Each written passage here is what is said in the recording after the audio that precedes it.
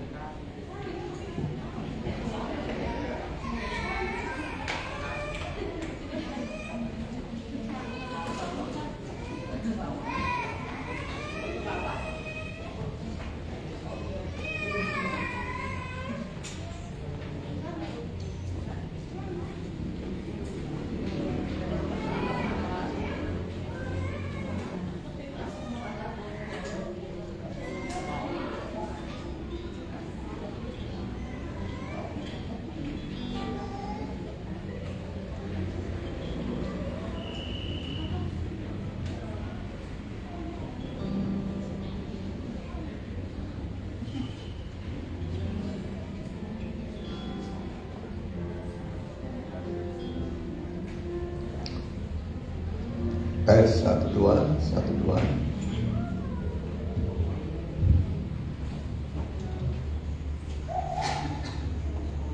Ya, shalom. Selamat pagi, salam sejahtera, salam bahagia bagi kita sekalian yang sudah hadir dalam ibadah pertama Minggu tanggal 12 Maret 2023.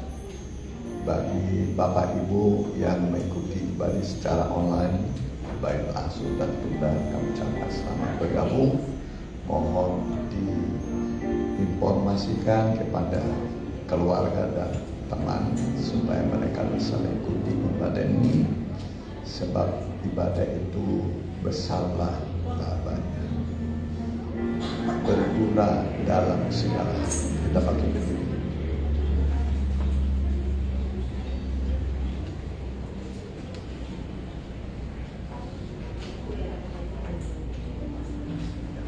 Biar pelita tetap.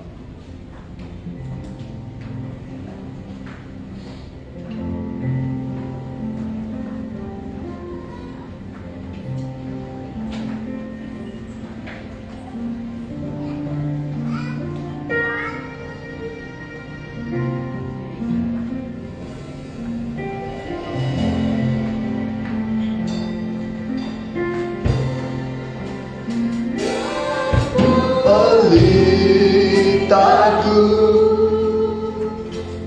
tetap menyala,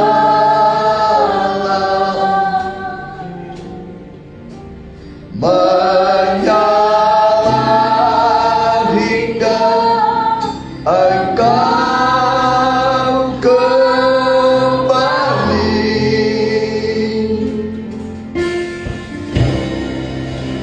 Tolongku untuk berteduh menanti kedatanganmu yang semakin terang saat kau kembali. Biar pelitaku hingga engkau kembali.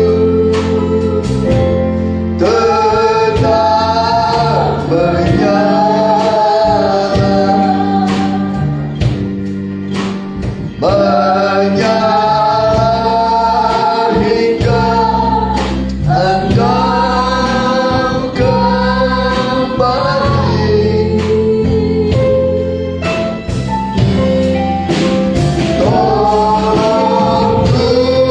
untuk berteduh menanti kedatanganmu yang semakin terang saat kau kembali. Yang semakin terang, yang semakin terang saat kau kembali. Haleluya. Benar Tuhan, inilah kerinduan kami di zaman akhir, masa-masa penantian kedatangan Tuhan. Biarlah pelita kami seperti 5 gadis yang bijaksana, berkobar-kobar, roh kami menyala-nyala melayani Tuhan, beribadah kepada Tuhan. Curahkanlah roh-Mu yang kudus di tengah-tengah kami, supaya jiwa kami, hati kami terbakar, berkobar-kobar, mengiring Tuhan, menanti hari kedatangan Tuhan. Terima kasih Bapa, kami serahkan dalam tangan Tuhan Yesus semua hamba-hamba-Mu, imam-imam yang ngambil bagian dalam pekerjaan yang kudus, supaya semua dalam tahbisan yang benar. Jemaat-Mu yang masih bergegas juga tibakan dengan selamat, yang berhalangan biarlah di kemudian hari mereka bisa hadir, dan yang mengikuti secara online juga baik langsung dan tunda. Tuhan berkati semua. Terima kasih Tuhan. Kami usir kuasa setan di dalam nama Tuhan Yesus. Kami perintahkan semua keluar dari hati pikiran kami, dari ruangan ini. Darah Yesus menguduskan kami. Turunkan roh sukacita, damai yang dari surga melingkupi kami. Dalam berkat nama Tuhan Yesus, hamba telah berdoa. Amin. Silakan. Jalan hidup orang.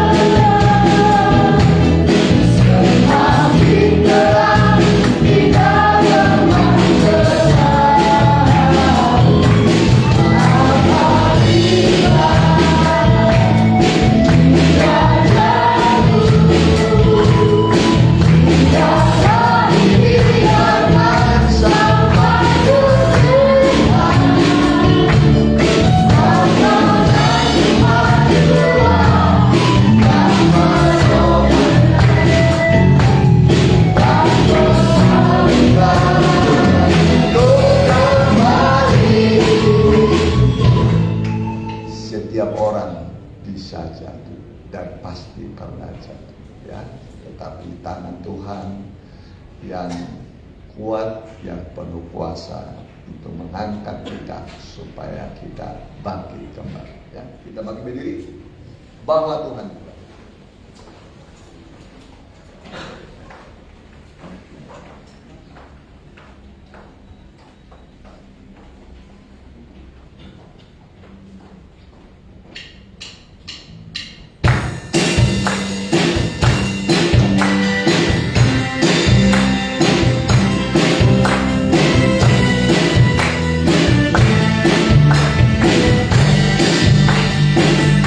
Oh,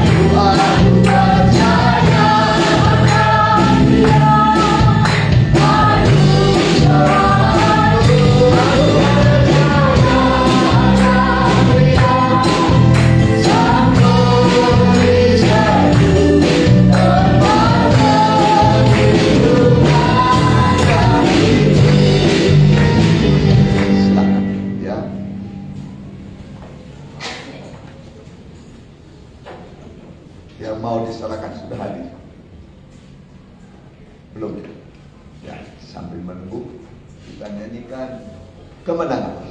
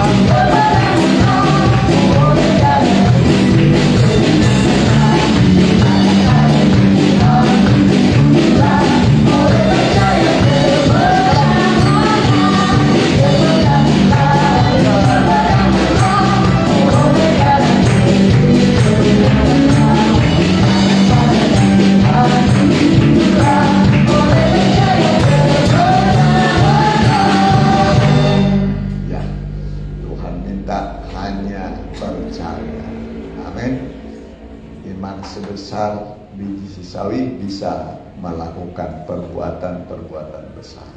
Ya. Ingatlah hidup ini adalah perjuangan, tapi bersama Tuhan kita pasti ya. Belum hadir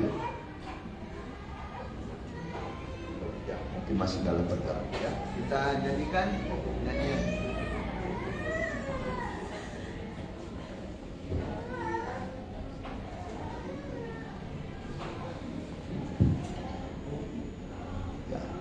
Tidak ada di situ nyanyian ya. Dengar dia panggil nama saya ya. Dengar dia panggil nama saya ya. Dengar dia panggil nama.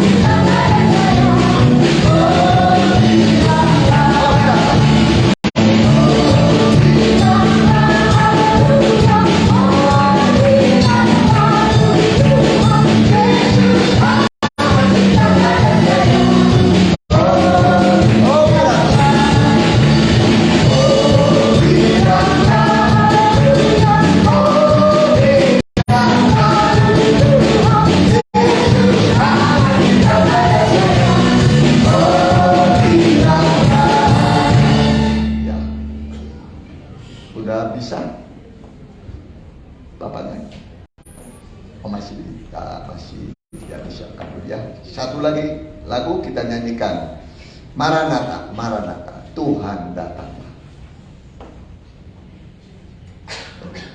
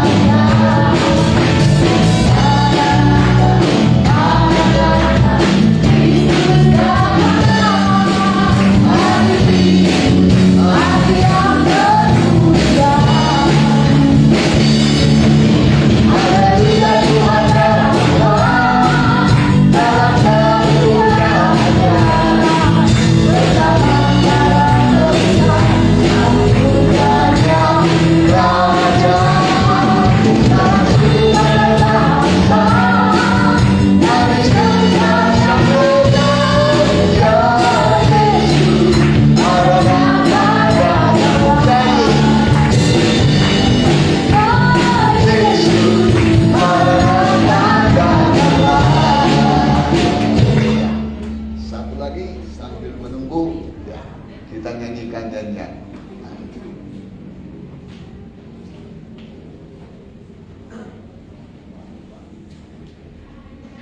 Bersorak-sorai orang-orang benar.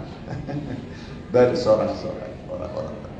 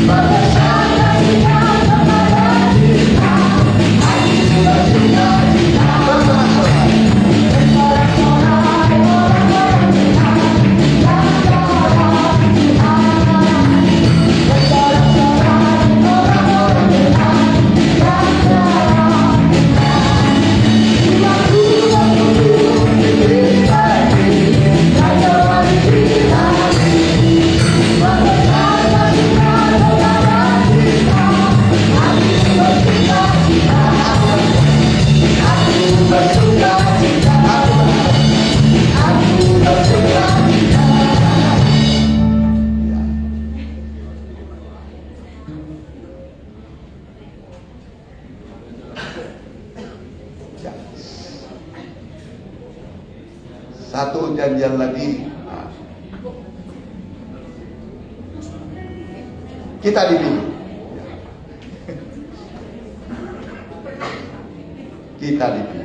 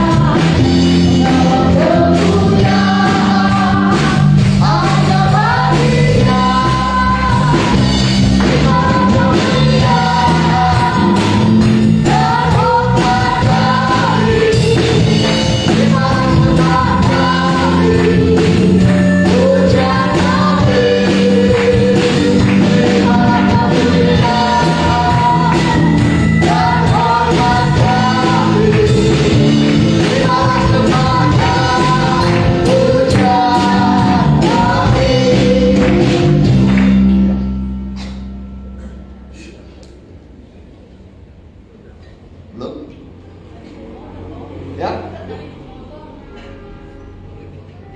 naik motor. Oh, sama-sama. Oh, belum. Ya, sekali lagi cepat hati.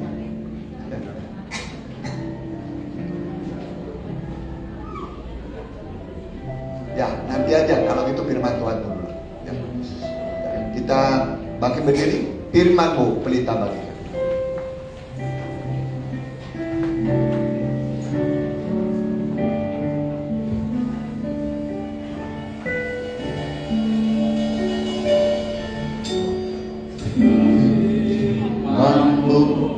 Pelita bagi kakiku, terang bagi jalanku. Firman-Mu, firman-Mu, pelita bagi kakiku, terang bagi jalanku. Waktuku bimbang,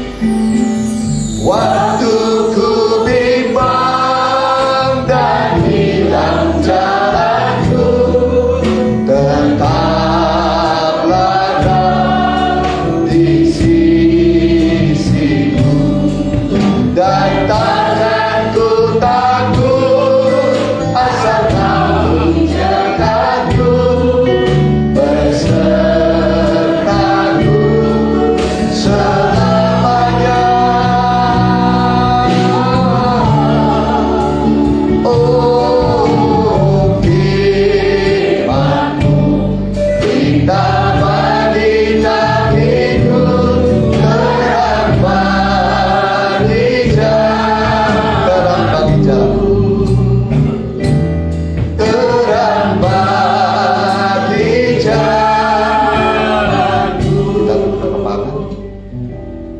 Sebentar lagi kami akan berdiam diri seperti Maria dekat kaki Tuhan.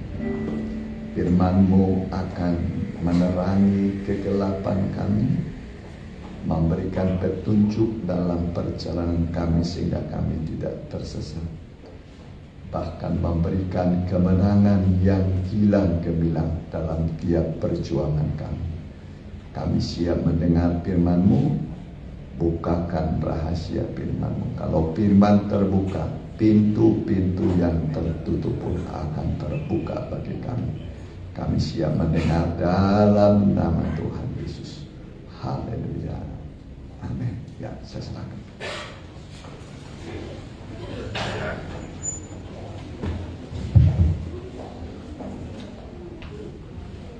Haleluya. Salam sejahtera buat kita yang dikasih oleh Tuhan.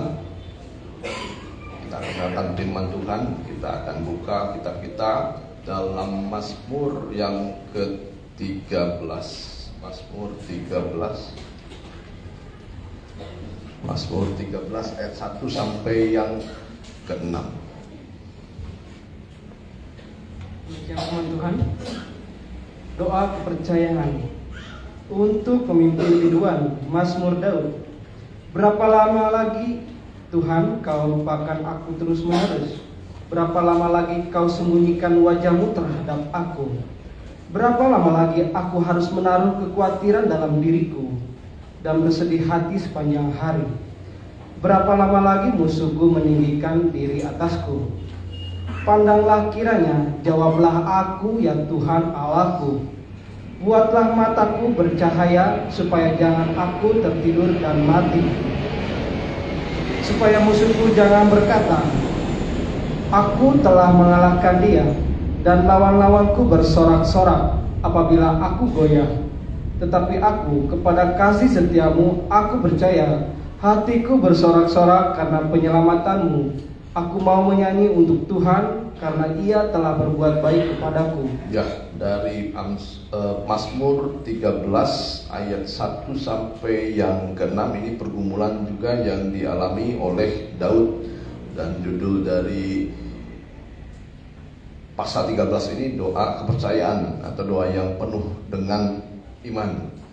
Tapi kita akan lihat apa yang dialami oleh Daud pada pasal yang ke-13 ini. Yang pertama adalah mengenai sikap Tuhan terhadap Daud. Ya, sikap Tuhan terhadap Daud yang pertama dialami oleh Daud adalah yang sikap Tuhan yang pertama dari sikap Tuhan. Jadi Daud merasa dilupakan oleh Tuhan. Itu yang pertama. Yang kedua, Daud merasa Tuhan memalingkan mukanya terhadap Daud. Dan jadi seperti Tuhan itu bersembunyi, menarik diri dari kehidupan Daud. Dan ini juga dialami oleh mungkin beberapa orang dari kita, atau dari kita juga mengalami ketika doa kita yang kita utarakan kepada Tuhan tidak dijawab oleh Tuhan, bahkan seperti diabaikan.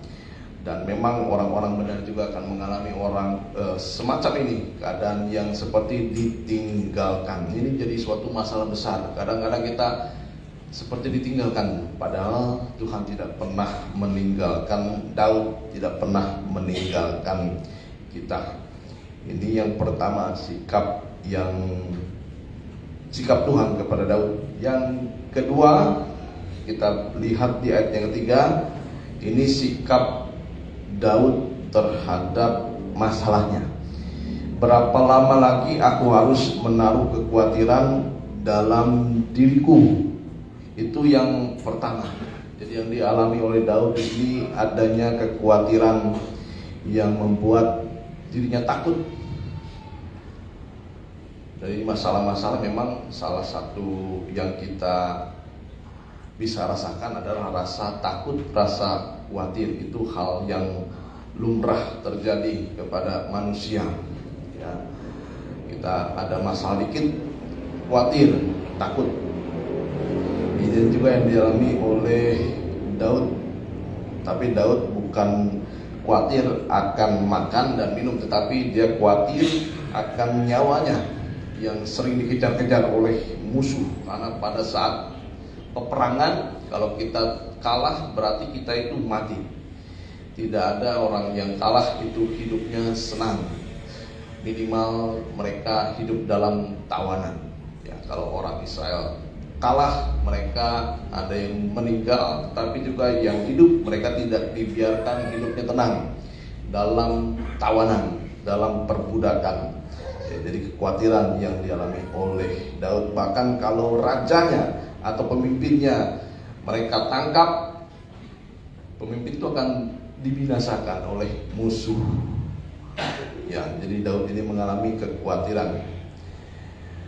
Dan yang kedua, dia bersedih sepanjang hari. Ya, jadi masalah-masalah yang berujung biasanya kepada keputusasaan. Ya, kalau kesedihan itu tidak segera kita obati, kita atasi, kadang-kadang menjadi keputusasaan. Mazmur 102 ayat yang pertama. Mazmur 102 ayat yang pertama adalah doa orang yang sedang mengalami kesedihan, sengsara. Dia lemah lesu dan dia mencurahkan pengaduhannya kepada Tuhan. Demikian firman Tuhan. Doa seorang sengsara Ya, pada waktu ia lemah lesu dan mencurahkan pengaduhannya ke hadapan Tuhan. ya. Jadi kalau orang sedang sengsara, kalau orang benar sengsara, ia mencurahkan masalahnya kepada Tuhan. Ya, teruskan. Tuhan, dengarkanlah doaku, dan biarlah teriakku minta tolong sampai kepadamu. Ya, jadi inilah doa Daud yang sedang dalam kesengsaraan.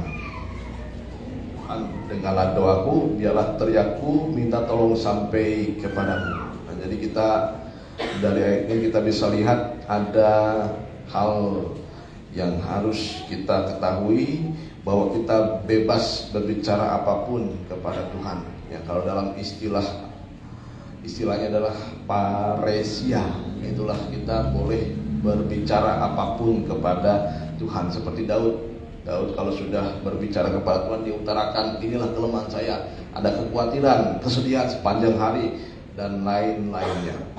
Jadi inilah yang dialami oleh Daud.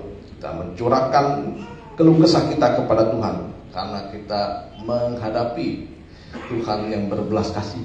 Jadi Tuhan itu kalau sudah mendengar umatnya berteriak minta tolong, dia mendengar. Ya, beberapa kali umat Israel itu ditawan, beberapa kali umat Israel itu dibinasakan oleh musuhnya. Tapi ketika mereka berseru kepada Tuhan, Tuhan dengar. Ingat peristiwa Israel di tanah Mesir. Beberapa ratus tahun Israel itu melupakan Tuhan. Tetapi ketika mereka berdoa kepada Tuhan, Tuhan mendengar. Tuhan ingat kembali perjanjiannya dengan Israel dan juga perjanjian Tuhan dengan kita. Dan Tuhan bersusah hati ketika mendengar keluh kesah kita. Itu yang dialami oleh Daud. Dan yang dari luar adalah Daud menghadapi musuh. Ya, dalam Mazmur 13 ayat yang ketiga dikatakan, berapa lama lagi musuhku meninggikan diri atasku. Jadi masalah ini seolah-olah menjadi pemenangnya, menang atas kehidupan kita. Kita menjadi orang-orang yang kalah. Nah, jadi artinya di sini Daud mengalami musuh yang kuat dan tangguh. Itu juga buat kita sekarang adalah masalah kita begitu berat dan besar, sehingga kita tidak bisa memiliki kekuatan untuk melawannya. Dalam Mazmur yang ke-7 ayat yang kedua, Daud ini diumpamakan seperti domba yang tidak bisa melawan singa. Mazmur 7 ayat yang kedua. Demikian firman Tuhan. Mazmur 7 ayat yang kedua. Ya Tuhan, Allahku, padamu aku berlindung. Ya, Selamatkanlah aku dari semua orang yang mengejar aku, Ya. dan lepaskanlah aku. ya. Jadi kalau domba dikejar oleh oleh musuhnya, yaitulah singa, dia dikejar, dan kita tahu kekuatan domba untuk berlari dengan kekuatan singa untuk berlari, domba pasti kalah, singa yang menang. Dan setelah kalah dari perlarian, singa itu menerkam. Dan ketika domba berhadapan dengan singa yang besar, domba itu tidak bisa melawan. Dan setelah dicengkram mangsanya, domba tidak bisa melepaskan diri. Ya, teruskan.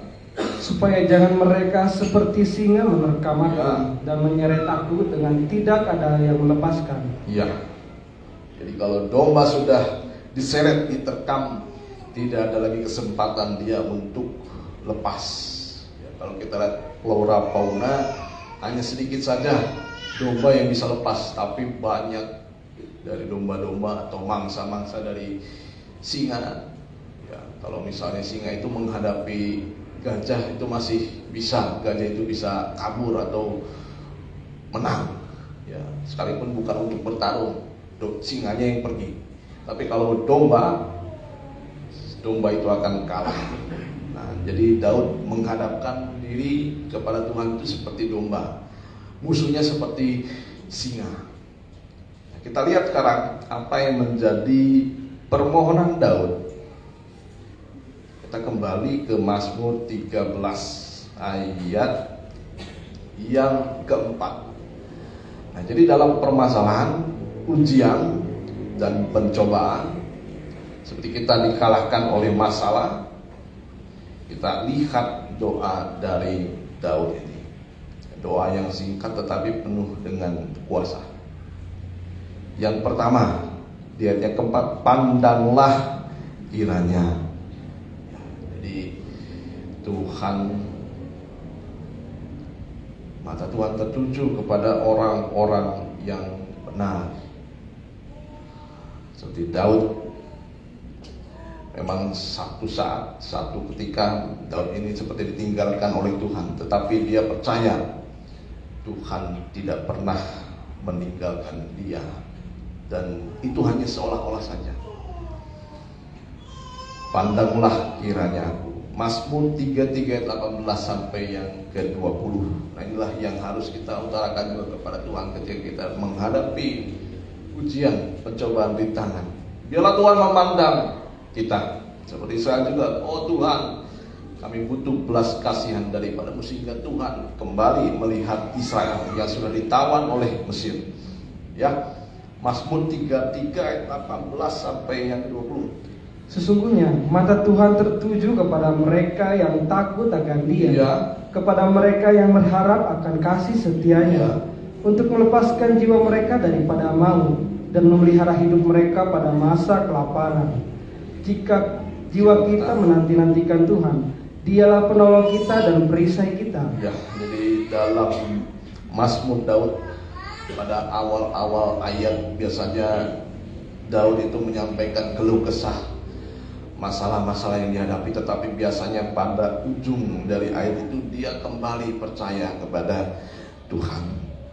Jadi kita lihat mata Tuhan itu tertuju kepada mereka yang takut akan Dia.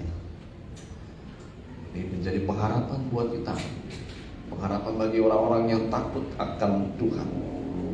Jadi matanya itu tidak melepaskan diri dari orang-orang yang takut akan Tuhan dan yang berharap kepada Tuhan dan kasih setianya. Nah, jadi artinya di sini Daud hanya mengharapkan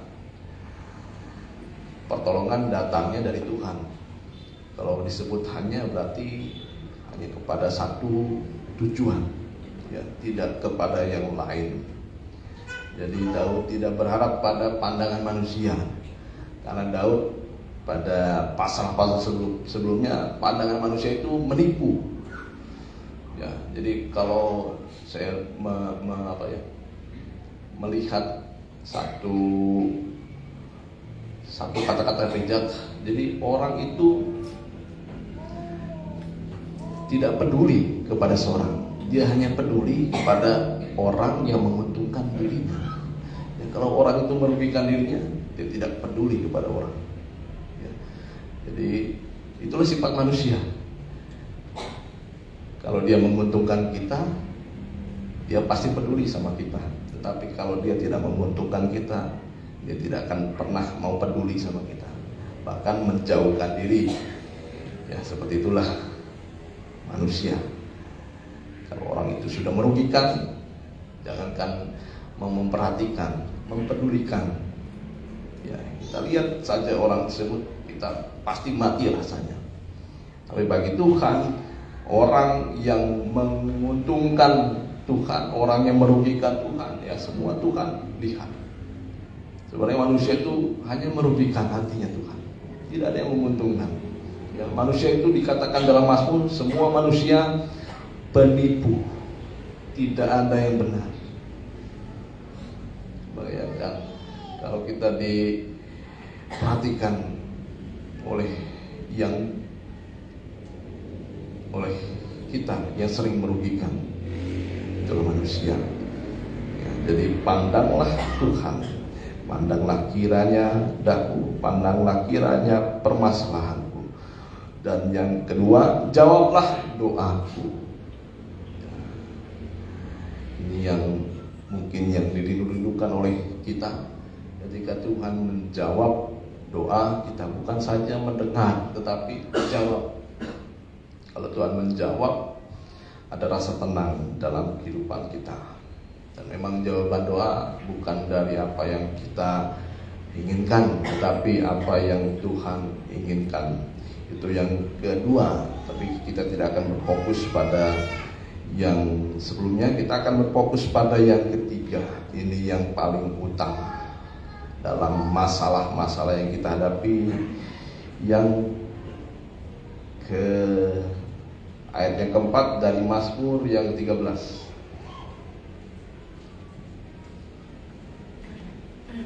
Ini yang paling penting kita perhatikan. Pandanglah kiranya, jawablah aku, Ya, Tuhan pandanglah Allahku. kiranya, ya Tuhan, jawablah aku, ya Tuhan. Teruskan. Buatlah mataku bercahaya, Ya. supaya jangan aku tertidur dan mati. Nah, ini yang paling penting. Kalau musuh itu sudah tidur, musuh itu akan mengalami kekalahan. Apalagi kalau sudah tidur nyenyak, dia akan mudah sekali dihabisi oleh lawannya. Inilah yang dialami oleh Daud. Nah, yang ketiga yang harus kita perhatikan ketika kita menghadapi tantangan ujian, pencobaan, kita harus berdoa kepada Tuhan supaya Tuhan membuka mata kita atau membuat mata kita bercahaya. Di sini matanya, kita semua punya mata, semua kita punya mata. Tetapi ya ada yang matanya minus, saya minusnya lumayan tinggi, 8. Ya, 8, tetapi dengan menggunakan kacamata saya bisa melihat dari jarak jauh, dari jarak dekat. Ada yang matanya plus itu nggak bisa lihat dekat. Ya, ada yang matanya normal. Tetapi kita punya satu kelemahan semuanya, yaitu mata kita tidak bisa melihat di dalam kegelapan. Ya, semuanya tidak bisa melihat dalam gelap. Nah, itu kelemahan mata manusia. Tapi bagi Tuhan, terang dan gelap itu sama. Tuhan bisa melihat di dalam kegelapan dan apalagi terang.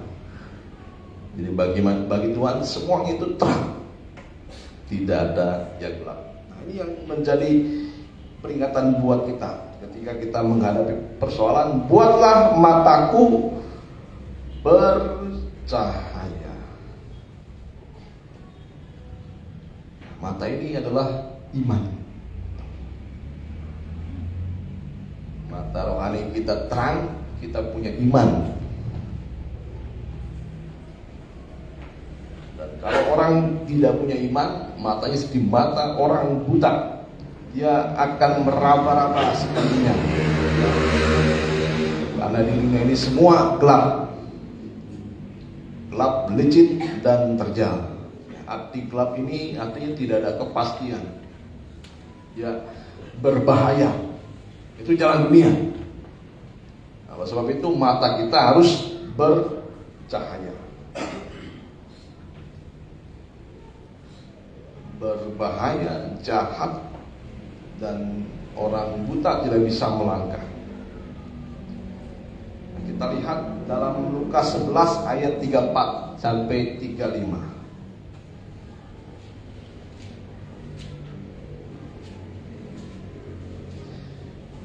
Lukas 11 ayat 34 sampai yang ke-35. Demikian firman Tuhan. Matamu adalah pelita tubuhmu. Ya, matamu adalah pelita tubuhmu. Jika matamu baik, Ya. teranglah seluruh tubuhmu. Jika matamu baik, teranglah seluruh tubuhmu. Teruskan. Tetapi jika matamu jahat, gelaplah tubuhmu. Ya, jika matamu jahat, gelaplah seluruh tubuhmu. Teruskan.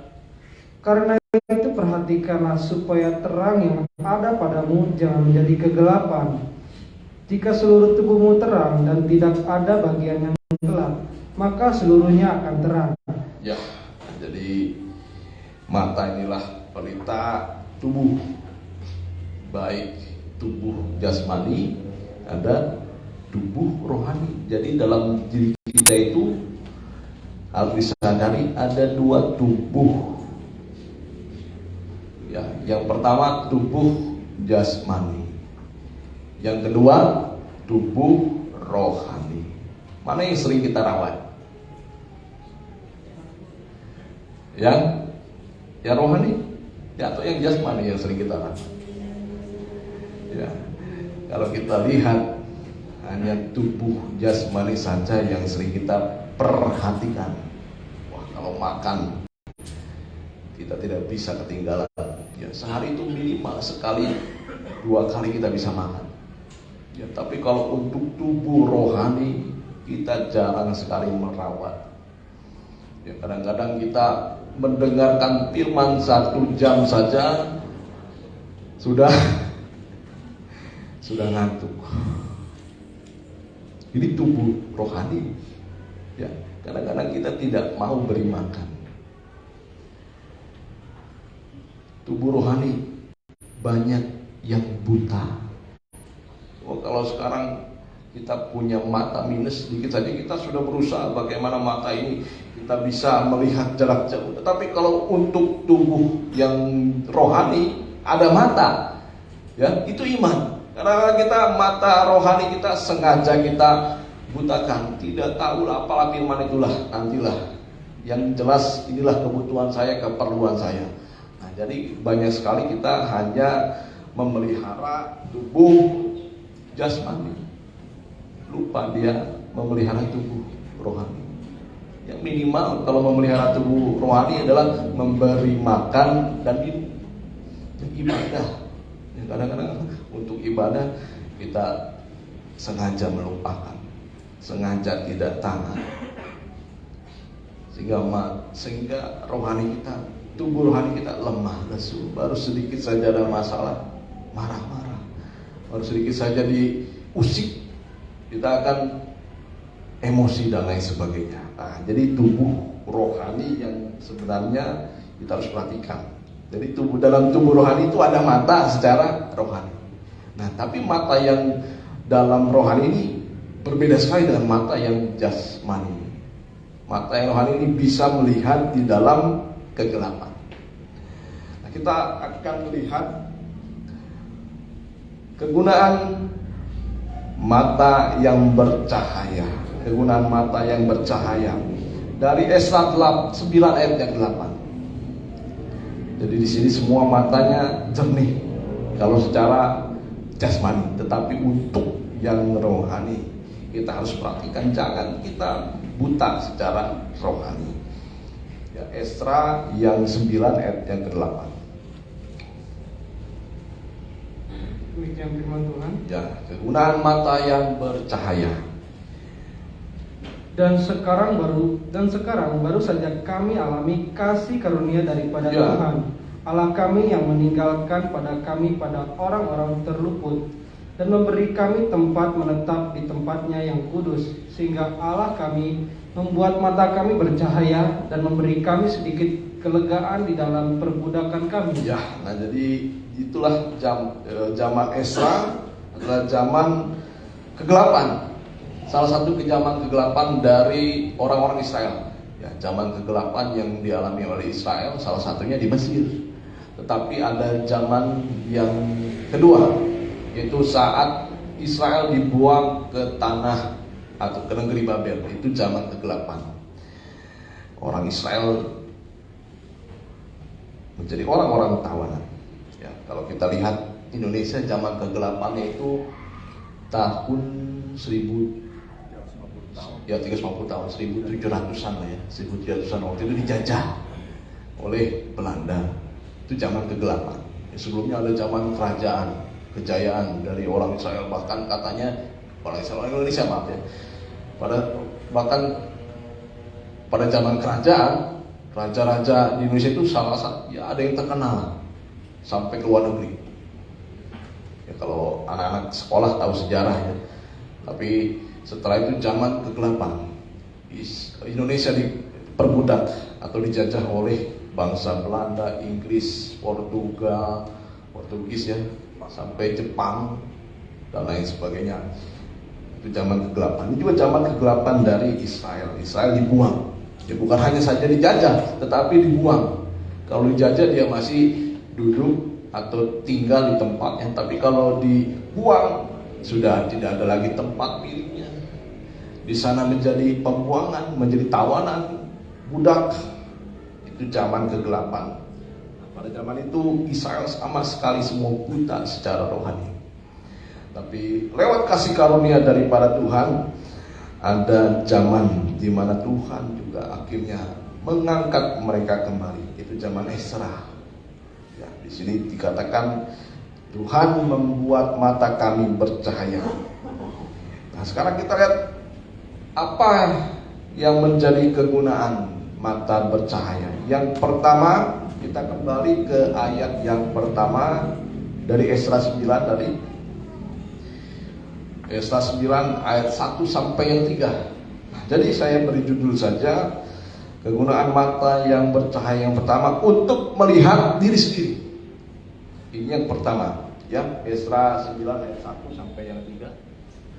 Sesudah semuanya itu terlaksana, datanglah para pemuka mendekati aku dan berkata, orang-orang Israel awam, para imam dan orang-orang Lewi tidak memisahkan diri dari penduduk negeri dengan segala kekejiannya, yakni dari orang Kanaan, orang Het dan orang Feris, orang Yebus, orang Amon, orang Moab, orang Mesir dan orang Amori. Ya, pada saat itu sebenarnya orang Israel tiba di Yerusalem setelah pembuangan dari Babel. Tapi ketika mereka datang ke Yerusalem, ada dosa yang sering diulangi oleh Israel, yaitu mereka kawin dengan orang Kanaan.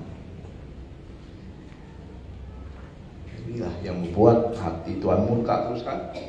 Karena mereka telah mengambil istri dari antara anak perempuan orang-orang itu untuk diri sendiri dan untuk anak-anak mereka, sehingga bercampurlah benih yang kudus bercampurlah benih yang kudus dengan penduduk negeri.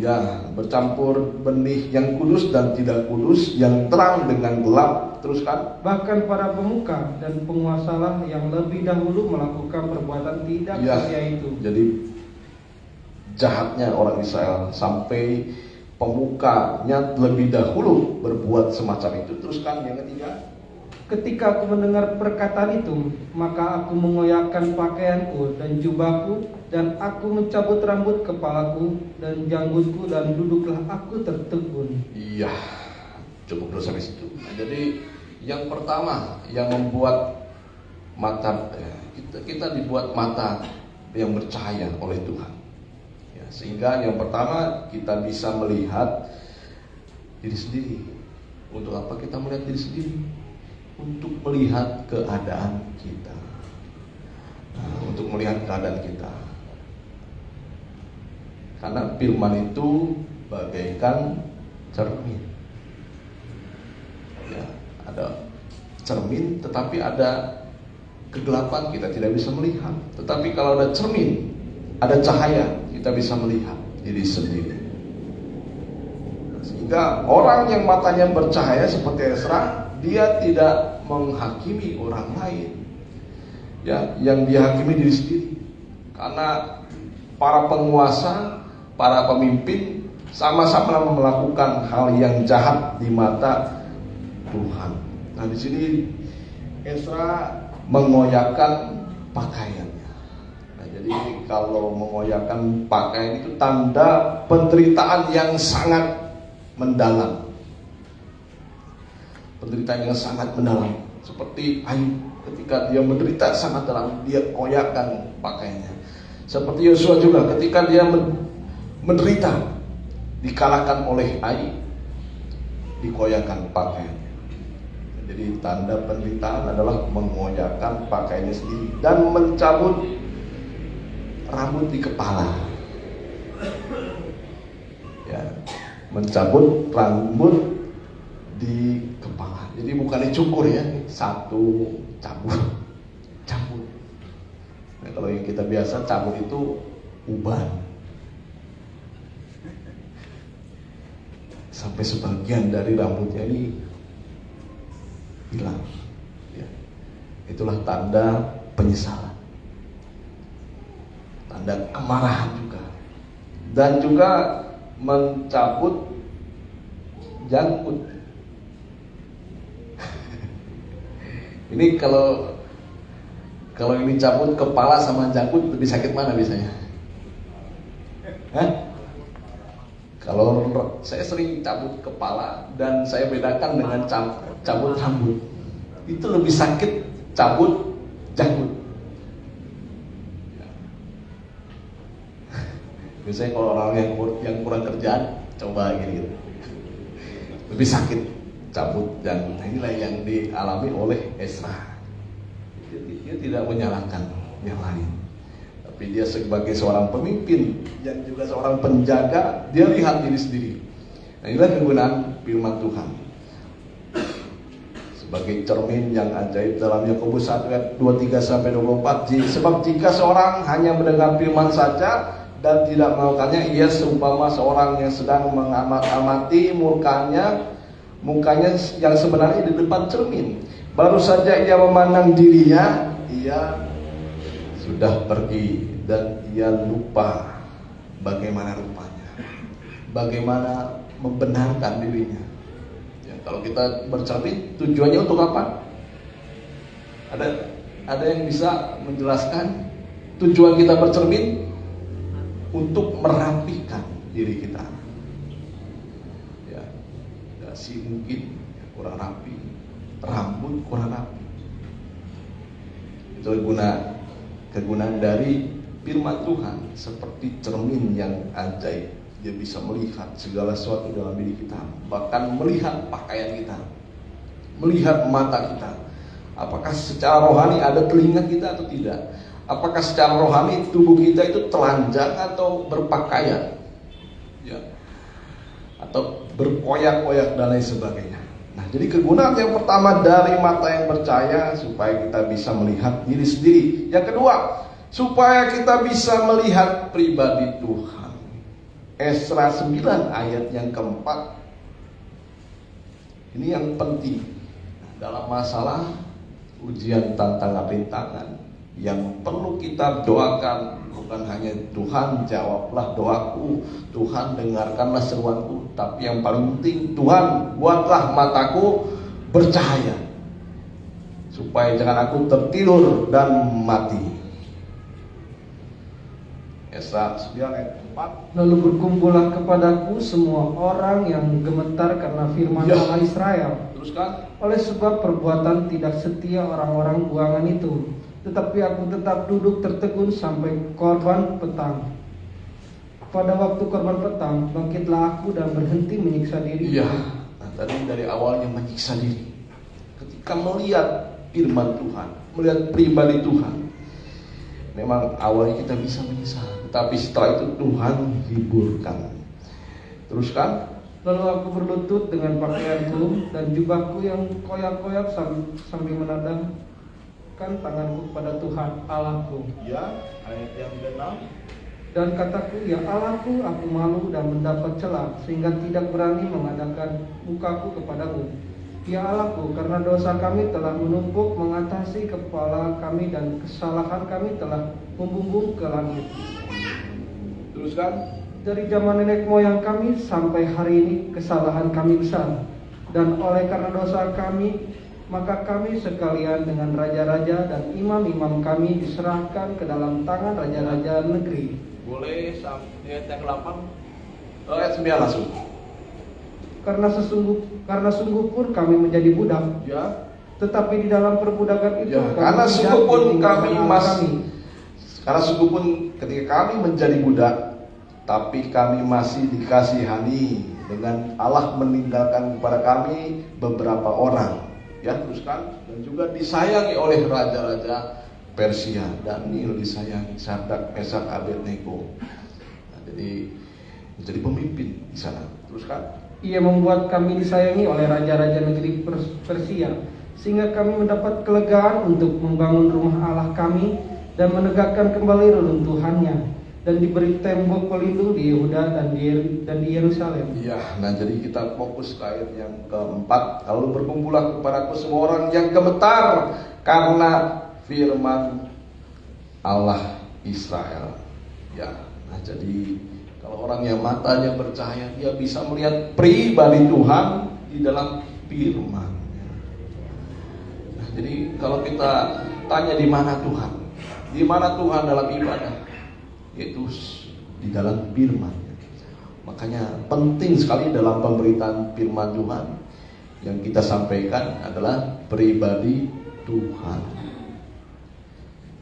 Ketika orang Israel melihat pribadi Tuhan lewat firman-Nya, ada rasa gentar di sini. Ya.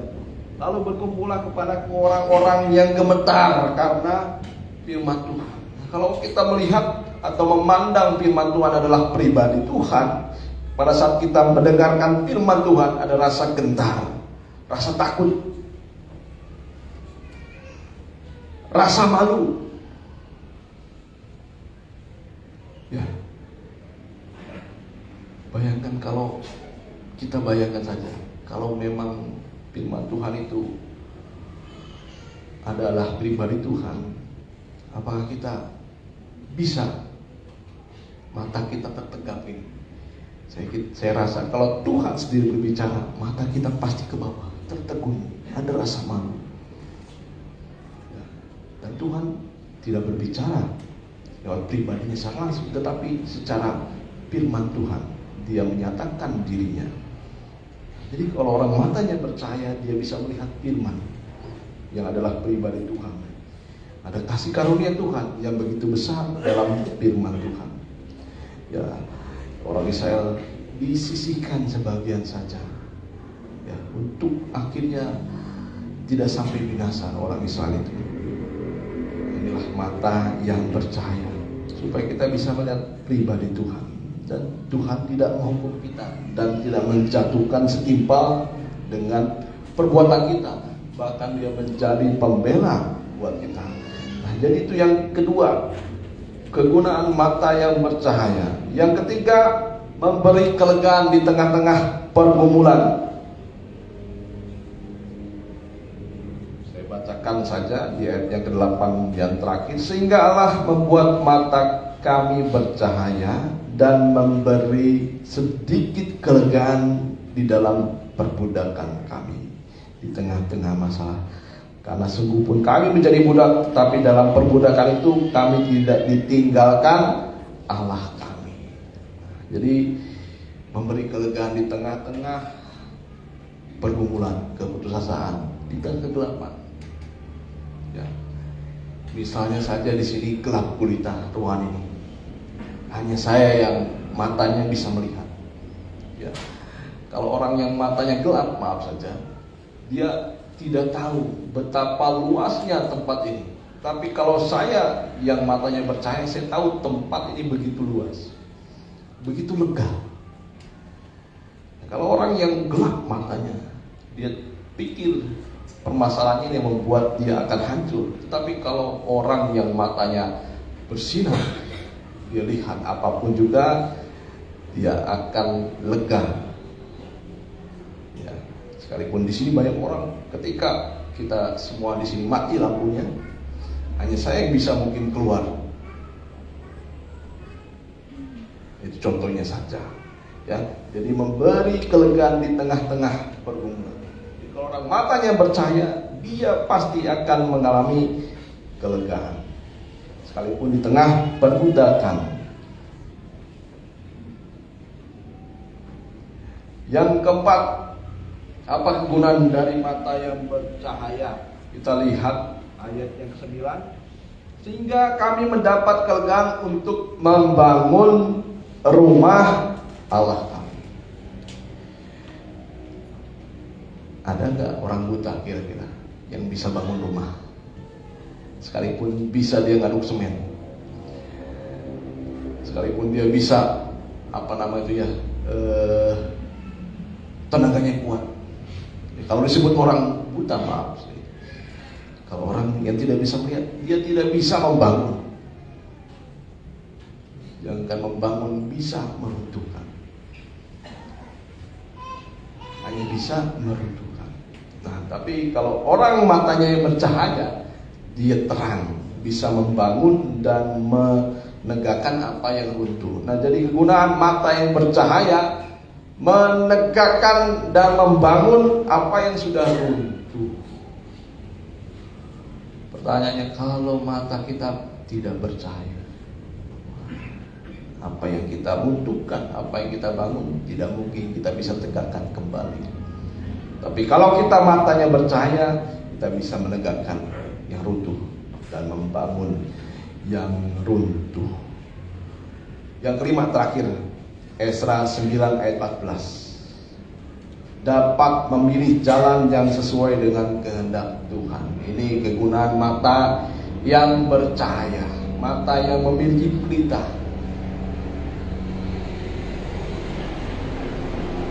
Esra 9 ayat 14. Masakan kami kembali melanggar perintahmu dan kawin mengawin dengan bangsa-bangsa yang keji ini? Ya. Tidakkah engkau akan murka kepada kami sampai kami habis binasa, sehingga tidak ada yang tinggal hidup atau terluput? Ya Tuhan, Allah Israel, engkau maha benar, sebab kami masih dibiarkan tinggal sebagai orang-orang yang terluput. Ya. Seperti yang terjadi sekarang ini.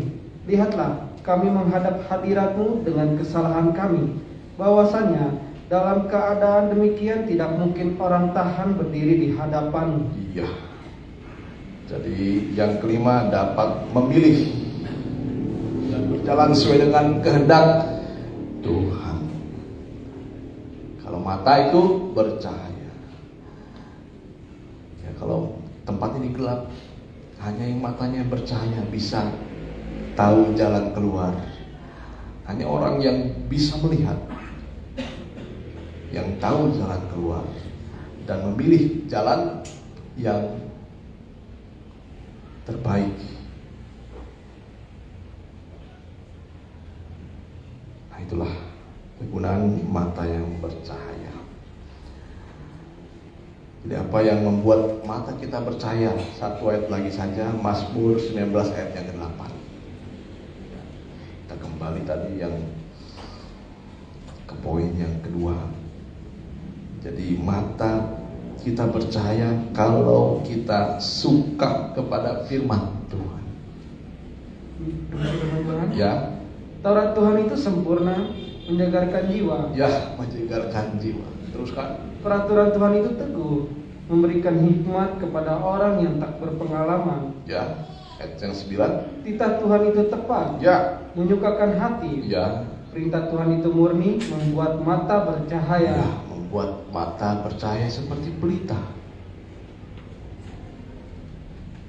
Baiklah, kita dalam pergumulan seperti orang Israel, atau seperti Raja Daud, seperti Ayub ketika dalam menghadapi ujian, pencobaan, tantangan dan rintangan Yang dia utarakan yang pertama, pandanglah kiranya. Yang kedua, jawablah doaku. Dan yang paling penting, buatlah mataku bercahaya. Karena cahaya itu akan menyukakan hati kita, memberi jalan keluar, memberikan kepada kita terang. Seperti 5 anak darah yang bijaksana, dia tetap matanya bercahaya. Jangan seperti anak darah yang bodoh, matanya makin lama semakin padam. Jangan hancurkan pelita, tetapi kita lihat apakah ada minyak persediaan dalam diri kita. Adakah Roh Kudus yang bekerja di tengah-tengah kita? Adakah Roh Kudus yang ada dalam pelita kita? Tanpa ada minyak, pelita itu akan padam. Ya, baiklah kita lihat pribadi Tuhan dalam firman-Nya. Kita nyanyikan ku nantikan datangnya. Ini diperlukan pada akhir zaman, supaya pelita mata kita tetap bernyala. Saya undang Bapak Gembala untuk ke depan.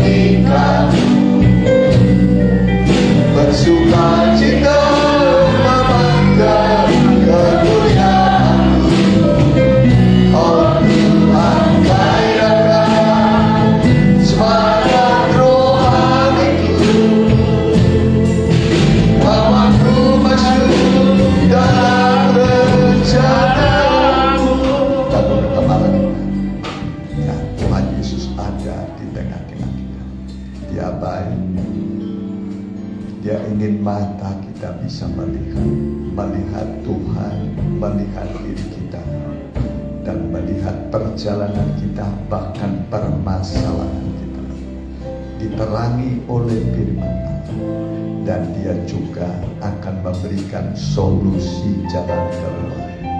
Betapapun nampaknya terlalu berat, nampaknya terlalu banyak yang kita hadapi, tapi kuasa Tuhan bisa mengatasi semua persoalan, menyingkirkan kegelapan, memberikan kekuatan dan kemenangan yang dalam pergumulan. Mari, yang mau didoakan, angkat tangan kananmu, taruhkan tangan kirimu pada dadamu. Hamba berdoa buat anak-anakmu, ulurkanlah tanganmu berpuasa memuji-Mu. Sebab ibadah itu besarlah labanya. Setiap kami datang beribadah, kami merasakan keuntungan yang besar. Dan Engkau menolong kami, walaupun permasalahan datang karena kebodohan kami, kelalaian kami, ketidakhati-hatian kami, tetapi Engkau sanggup menolong kami, membuka jalan bagi kami, menerangi kegelapan kami. Di tangan kanan-Mu tersedia kemenangan bagi kami. Hamba berdoa di dalam nama Tuhan Yesus. Terimalah mujizat pertolongan sesuai kebutuhan-Mu dalam nama Tuhan Yesus Kristus. Amin. Ya, sebentar ada penyerahan anak, nanti kursinya di mundurkan sedikit ya. Ya, nanti orang tua yang akan menyerahkan anak.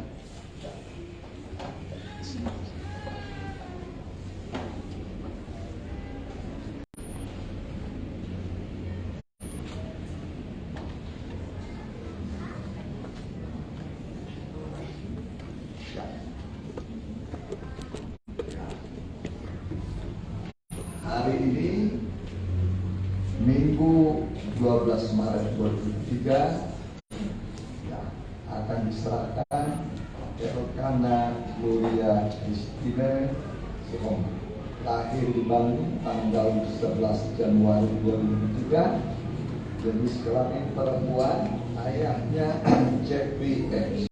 Sihomting, ibunya Ratna Juwita Pasari.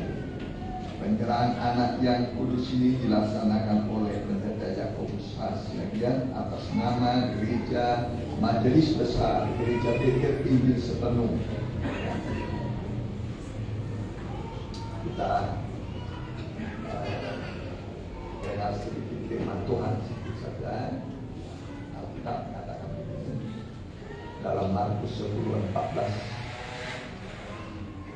ketika Yesus melihat hal itu, Dia marah dan berkata kepada mereka, biarkanlah anak-anak itu datang kepadaku, jangan menghalang-halangi mereka, sebab orang-orang yang seperti itulah yang punya kerajaan Allah. Aku berkata kepadamu, sesungguhnya barang siapa tidak menyambut kerajaan Allah seperti seorang anak kecil, dia tidak akan masuk ke dalamnya. Lalu ia memeluk anak-anak itu dan sambil meletakkan tangannya atas mereka, ia memberkati. Anak-anak itu diserahkan supaya menjadi milik Tuhan, dan kemudian Tuhan akan memberkati. Ya, berkat itu berkat rohani jasmani, kemudian masa depannya akan menjadi jelas. Orang tua berkewajiban membesarkan anak, mendidik anak menurut nasihat firman Tuhan. Jangan gunakan kekerasan, ya, supaya hatinya tidak, penderitaannya batinnya tidak sakit, ya. Tetapi berikanlah makanan, dua jenis makanan waktu Tuhan Yesus masih kecil, madu, kemudian susu. Susu itu kemurnian, madu dan manis. Ya, jadi gunakan kata-kata yang manis, yang murni. Nanti anak itu seperti Tuhan Yesus, bertambah besarnya, bertambah hikmatnya, makin dikasih oleh Allah dan manusia. Jadi apa makanannya? Susu dan, kalau susu warnanya hitam atau putih? Kalau madu rasanya bagaimana? Manis. Apakah yang lebih manis dari madu? Ya, gunakan kemanisan, kemudian nanti anak akan bertambah apa? Bertambah besar, bertambah hikmat, makin dikasih oleh Allah dan manusia karena bertambah besar. Jadikan orang tua jadi teladan, jadi contoh, ya. suami ya menjadi contoh, termasuk istri juga menjadi contoh. Ya, jadikanlah diri saudara menjadi contoh. Ya, kalau orang berkata, kenapa kamu seperti dia? Mungkin dia meniru ibunya atau meniru bapak. Ya, kalau anaknya, kalau bapaknya baik, ibunya baik, nanti anaknya pun anak-anak yang ya, mari kita angkat sebuah lagu, tapi bapaknya berlutut, ibunya yang tubuh nyawa, roh dan jiwa.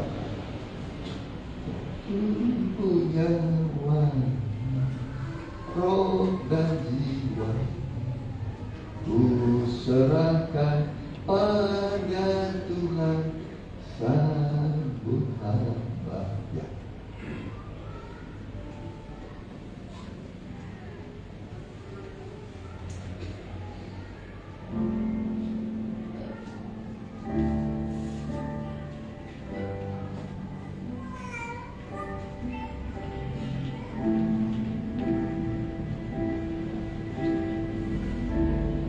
Semua cepat berdiri.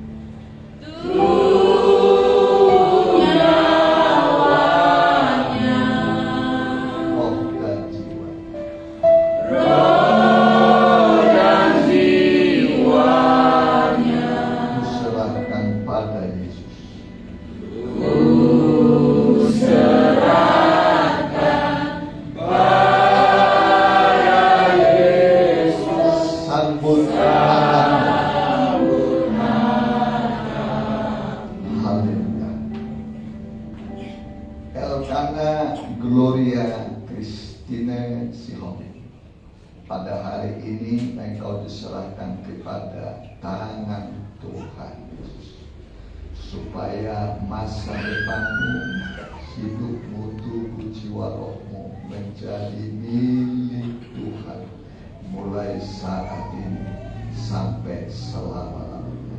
Kami memberkati engkau dalam nama Bapa, Anak dan Roh Kudus. Itulah Tuhan Yesus Kristus akan menyinari engkau dengan wajahnya dan memberkati masa depanmu, memberikan apa yang kau perlukan.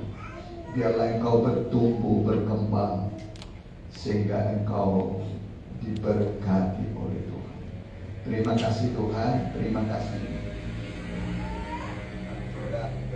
buat kedua orang tuanya, di dalam nama Bapa, Anak dan Roh Kudus. Berkati kedua orang tuanya supaya mereka bisa mencukupi kebutuhannya, kebutuhan rohani, jasmani mereka, sembako mereka terpenuhi semua dalam nama Tuhan Yesus. Haleluya. Amin. Silakan. Silakan.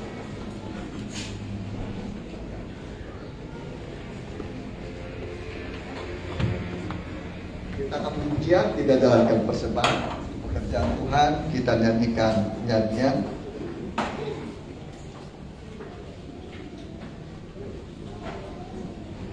Ya. Kemenangan saja, kemenanganlah, kemenanganlah oleh darah Yesus.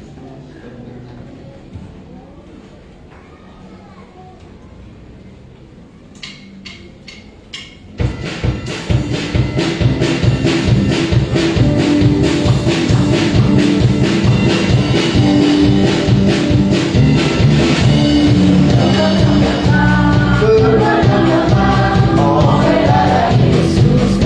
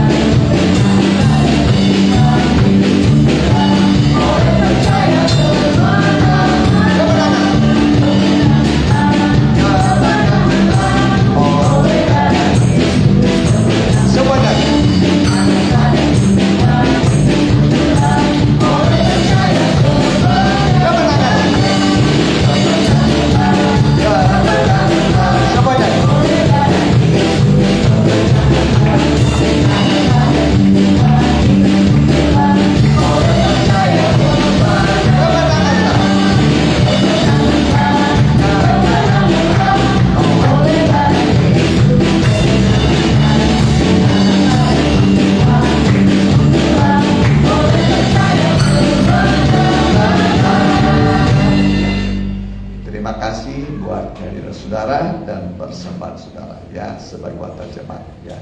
Persekutuan Doa Firdaus sudah mulai disumbang mulai besok ya. Kemudian hari Selasa ada doa, tidak puasa, baru Selasa kapan Rabu pada dalam Alkitab, Sabtu remaja muda, kemudian umum kita kembali seperti biasa di sini jam 7, nanti 10.30 di Permata ya.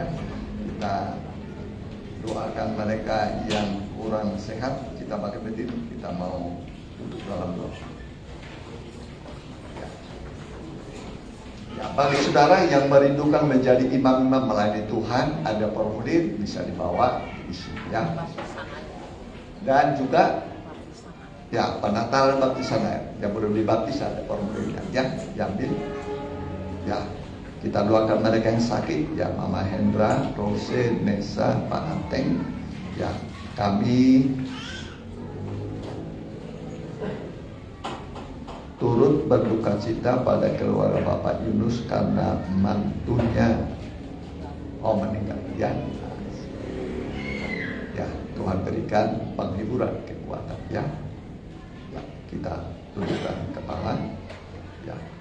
Kami berdoa buat yang berduka berikan penghiburan, buat yang sakit Mama Hendra, Rose, Nesa, Pak Ateng, bilur-bilurmu menyembuhkan, darahmu menguduskan, kuasa firman dan rohmu memberkati mereka dalam nama Tuhan Yesus. Dan minggu ini juga berkati aktivitas anak-anakmu yang bersekolah, kuliah, bekerja, yang berusaha.